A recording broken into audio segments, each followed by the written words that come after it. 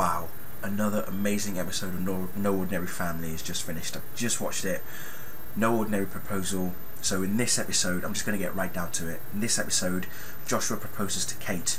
Chris steals the serum from the Powell's household to use on his dad, who's been crippled for the past 2 years after an accident, driving accident that Chris had, causing his dad to to be paralysed from the waist down. And he steals it. His dad is able to walk, but not only is he able to walk, we know that the serum does have other effects. It gives him superpowers. In this case, super strength, just like Jim. Jim is actually chasing down a criminal at the beginning of the episode. The criminal is armed with a gun, shooting Jim. Jim is deflecting the bullets, and by accident it deflects onto a civilian who's working. Jim feels bad, so bad about it, which was when Stephanie mentions the serum, of which Chris has stolen for his dad.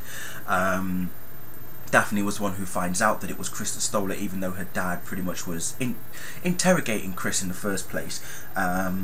So there's that. Then you've got, as I say, Joshua proposes to Katie. They have an engagement party. Dr. King shows up at the engagement party, under the impression that from Stephanie inviting Dr. King, thinking that he wouldn't show up. Yeah. Then we find out, which I thought was really, really interesting, that Joshua is in fact Dr. King's son, and he's been experimenting on him since he was 6 years old. That's scary. What could that do to a kid? Well, you've only got to look at Joshua. Then what else? Dr. King then reveals to Stephanie who Joshua really is and what he's really capable of, and the powers that he possesses. When he mentions that he has the ability to erase people's minds, well, it gets Stephanie thinking about what happened to Daphne after this, during this mid-season cliffhanger as well. So she got very sad about that, and it causes Jim to pretty much try to kill Joshua until Katie intervenes and tells him that she no longer loves him and wants him out of her life. JJ is getting blackmailed by his teacher, Mr. Lynchfield. He's pretty much being blackmailed, and there is a reason for it, and you find out at the end why he's being blackmailed, and I could not believe it. I honestly kept thinking, why is Mr. Lynchfield desperate to have JJ in his team, until he overhears him and Natalie having a conversation, how Natalie wants this merit scholarship and that she can't be with, not be with JJ, but she sees JJ as a distraction, that she sees him as a distraction, she won't get this scholarship. So that's where Mr. Lynchfield does the blackmail and uses Natalie as leverage, as they mention in the episode. And I'm thinking, there's definitely something more to this, but I couldn't put my finger on it until the very end, when it was revealed why Mr. Lynchfield was doing that. And all I can say is evil, evil Mr. Lynchfield, very evil man. What else? Oh my god, so many things happen in this episode. It's unbelievable. Stephanie uses the antidote on Joshua after successfully testing it on animals, and it worked fine. Unfortunately for Joshua, it didn't kind of work straight away, but as we saw towards the end of the episode, it started to fade. So it looks like his powers may eventually go away, and he may no longer have withdrawal symptoms from them either. He may be back. I'm sure we'll see more of Joshua, and who knows, he might come back wanting more of the serum, and Dr. King will use him again. What else? Oh my god. Sugar. George. I've got to go to George.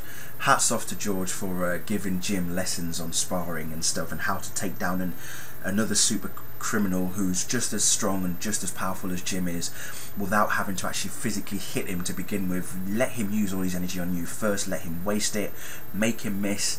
And the fight between Jim and Chris's dad was just brilliant. The movement, the way that the effects were using on the fists and everything was pretty well sweet, and I loved it, really loved it. So yeah, amazing episode again.